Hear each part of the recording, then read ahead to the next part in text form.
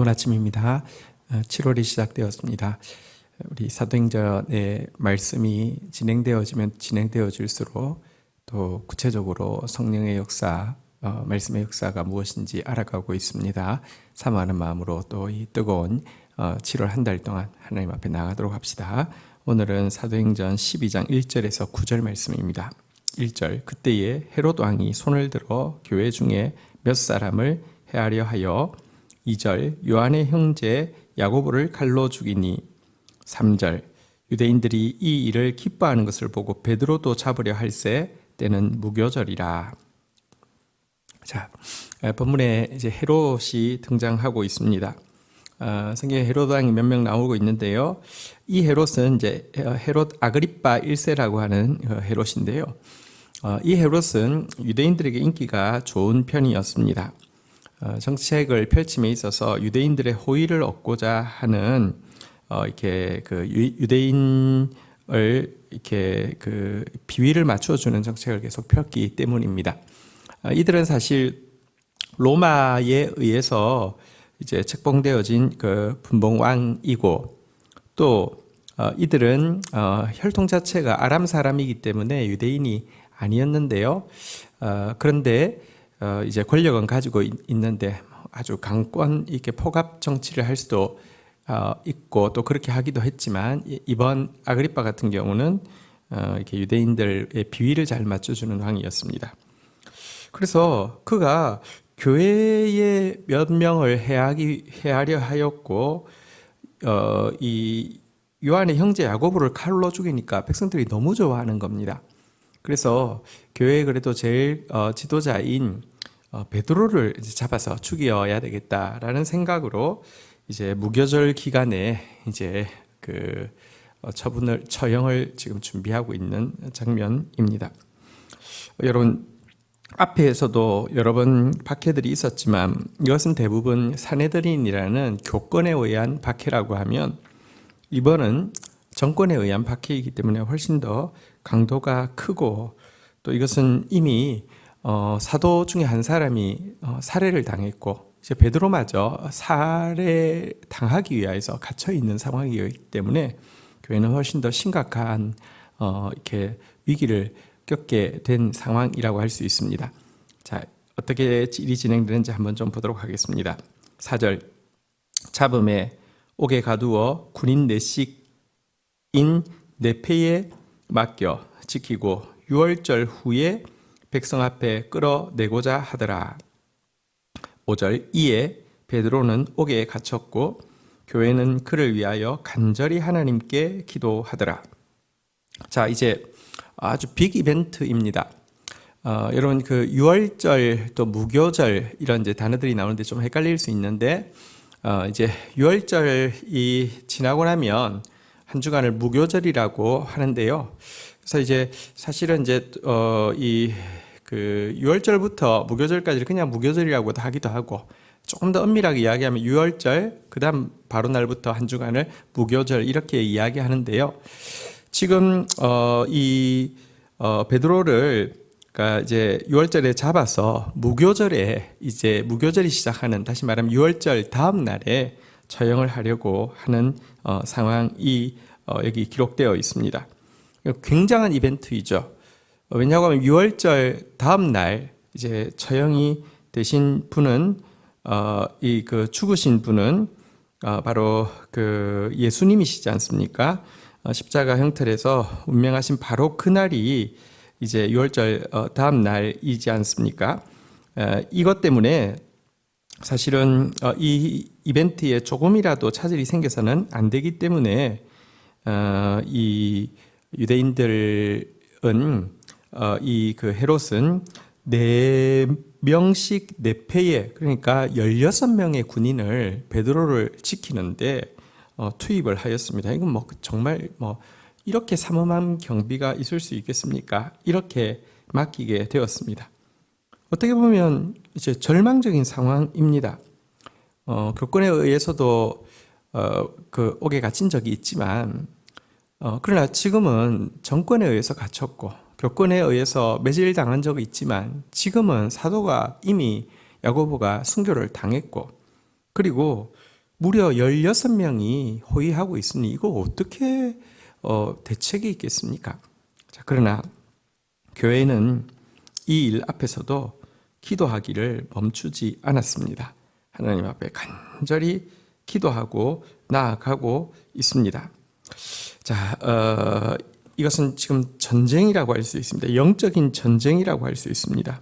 한편에서는 베드로를 잡아서 죽이려고 하고 있고, 한편에서는 성도들이 베드로를 위해서 중보하고 있는 치열한 영적 전쟁이 지금 진행되어지고 있습니다. 이 영적 전쟁이 어떻게 진행됩니까? 6절부터 한번 보도록 하겠습니다. 헤롯이 잡아내려고 하는 그 전날 밤에 베드로가 두 군인들 틈에서 두 쇠사슬에 매여 누워 자는데 파수꾼들이 문 앞에서 옥을 지키더니 7절 호련히 주의 천사가 나타나매 옥중의 광채가 빛나며 또 베드로의 옆구리를 쳐 깨워 이르되 급히 일어나라 하니 쇠사슬이 그의 손에서 벗겨지더라. 자, 베드로는 심지어 이제 간수들 사이에 16명이 교대하는 간수들 사이에 있고 잠이 든 시간에도 혹시 무슨 일이 생길지 몰라서 두 군인 사이에서 잠이 드는, 그것도 쇠사슬에 매인 상태에서 잠이 든 상태였습니다. 그리고 문 앞에서는 또 파수꾼들이 지키고 있고요. 문 안에서는 두 군인이 잠들어 있는 베드로 옆에 있고요. 또 쇠사슬도 이렇게 매여 있는 상태였는데요. 천사가 나타났습니다. 그리고 천사가 깨우는데 얼마나 깊이 잠들어 있었던지 천사가 옆구리를 쳐서 깨웠다 이렇게 이야기합니다. 여러분 이렇게 그 선잠이 든 사람은요 무슨 소리만 나도 잠을 깰 것입니다. 게다가 이제 이 밤이 지나고 나면 사형을 당합니다. 게다가 발도 착고에 채해져 있고 옆에 군인들도 있으니 어떻게 편안한 잠을 잘 수 있겠습니까? 완전히 선잠이나 자는 것 자체가 불가능하지 않겠습니까? 그런데요, 천사가 왔는데 눈을 뜬 게 아니라 천사가 옆구리를 쳐서 깨울 때까지 잠을 자고 있었다. 이렇게 이야기하고 있습니다. 여러분, 이것은 베드로가 이미 살아도 주를 위해서 살고 죽어도 주를 위해서 죽기로 결정했기 때문에 죽음은 조그만 두려움도 될 수 없었다는 사실을, 죽음이 빼앗아갈 수 없는 평안이 이미 그에게 있었다는 사실을, 이 사실 한 가지가 잘 보여주고 있습니다. 우리가 기도하는 거 참 중요하고요. 한데 어떤 때는 기도가 내 불안을 투사하는 것일 때도 있습니다. 불안하니까 주여 주여 주여 하는데 여러분들 계속 불안한 상태에서 막 매달리면 열정적으로는 매달릴 수 있겠지만 계속 그 상태에 있다고 하면 여러분 기도의 깊은 단계로 들어가지 못한 것입니다. 기도의 깊은 단계란 자기의 소원을 아뢰는 것에서 넘어서 내 소원을 아뢰고 있는 그 대상에게 자기의 전부를 온전히 맡겨드리는 상태가 높은 기도의 상태라고 할 수 있습니다. 여러분, 베드로와 야고보 누가 믿음이 좋으냐 안 좋으냐의 문제가 아닙니다. 야고보는 순교를 통하여서 하나님 영광 받으시는 것이고요. 베드로는 또 이렇게 벗어남을 통하여서 하나님 영광 받으실 것인데요. 여러분, 내가 꼭 베드로가 되어야 되겠다, 혹은 나는 절대로 야고보가 안 되어야 되겠다, 나한테 있는 문제가 아닙니다. 우리의 소원에 대해서 진실하게 아뢰는 것까지는 우리의 일이지만 그 다음부터는요, 사나 죽으나 주님이 주관하실 것이고 또 주님이 주관하시는 것은 가장 좋은 것임을 믿어야 합니다.